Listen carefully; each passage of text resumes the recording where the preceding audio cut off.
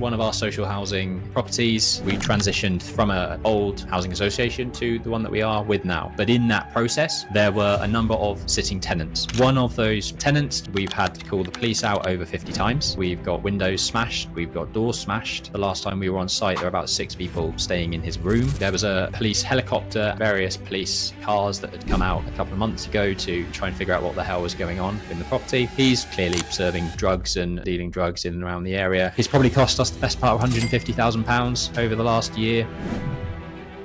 To set the scene on this is an asset that we bought a while ago. It was one of our social housing properties. We transitioned from an old housing association to the one that we are with now. But in that process, there were a number of sitting tenants. Those tenants had ASTs, and it wasn't a simple process of kicking them out before the transition happened. So one of those tenants, just to, again, set the scene on the type of person that he is, we've had to call the police out over 50 times. We've got windows smashed. We've got doors smashed. The last time we were on site, there were about 6 people staying in his room. This is just a 6-unit, not a HMO effectively. I think there was a police helicopter and various police cars that had come out a couple of months ago to try and figure out what the hell was going on in the property. He's clearly serving drugs and selling drugs and dealing drugs in and around the area. And, the amount of antisocial behaviour that's happened in that property is ridiculous. He's probably cost us the best part of £150,000 over the last year through fixing issues. We spent £5,000 a month for a couple of months with a security guard and dog in the property to try and limit the amount of damage that was being done. And ultimately, we can't sustain £5,000 a month to try and keep the peace. So ultimately we stopped paying that and see what happened, basically. But it's driven out all of the other tenants. We can't re-let any of those rooms. He hasn't paid us for the year. There's probably an element of we've not understood the process enough to kind of do certain things that we could have done early enough. But fundamentally where we are now is the process that we should be going through. It's the Section 21 notice process, which is evictions, basically no fault evictions, even though from a fault perspective, we could have gone down what's called a Section 8 route, which is effectively breach of contract. So we started going down that route and realized that the tenancy ended after a certain date. And beyond that point, effectively, it was easier to submit a Section 21 notice than it was to go through the Section 8 notice route, which I'm being told by our solicitor that even with those previous history in terms of the police, the antisocial, the break-ins, the drug, like all of that stuff, our solicitor still wasn't comfortable or confident 100% that a judge would see an eviction as being the right route forward. So the judge can't take a subjective view on it.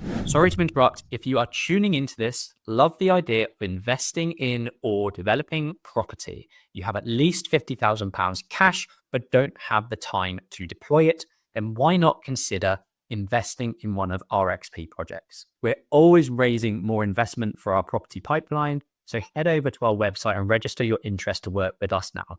Back to the video. Because of the transfer of ownership, we basically had this sitting tenant when we took back ownership as a landlord. You have to serve a Section 3 and a Section 48 notice, which is to basically notify the tenant that you are the new owner and talking to if there's any issues. To do that, you have to re-serve them with things like an EPC, gas safety certificate, EICRs, electrical certificates, also the how to rent guide in terms of how to rent properties. All of those things have to be served. And if you don't serve one of those things, then the notice is a void. If you're found that you didn't submit the right information at the right time, you could go to court after a 6-month process and it get kicked out straight away because you haven't served the right notices or had proof of serving the right notices, for example. The Section 21 notice is now something that we've gone down that route. Ultimately, what you do with the Section 21 notice is serve it on the tenants and give them 2 months to move out. So that's what you're doing with the Section 21 notice, saying, here's your notice. We want you out within 2 months. If you don't move out by the end of the 2-month period, we'll have to go down the court route, which is a very, very long process, or can be a very, very long process. When we were discussing this with our legal representative now, he was sort of saying that you could get an eviction within 5 weeks. But what he said is that actually getting a bailiff on board might take a further 4 to 6 weeks because they're super busy. So, that's maybe a 3-month process. And I've heard horror stories of even going through the court process taking 9 months, 12 months, or even longer, depending on the courts and how busy they are and that sort of stuff. So it's an extremely stressful time. We've already lost, like I say, 150 grand. By the time this process ends, we could easily be at 180, 200 grand by the time that happens. And this is again where you have to serve the right things in the right way. If you're serving it in person, you have to have photographic evidence or proof, a witness showing that you've delivered it by hand. Then you have to go back and sign an N215 form to basically say that you've served this notice on this date, signed by this person, witnessed by this person, etc. So all of these processes are just extremely rigid, and a court can throw it out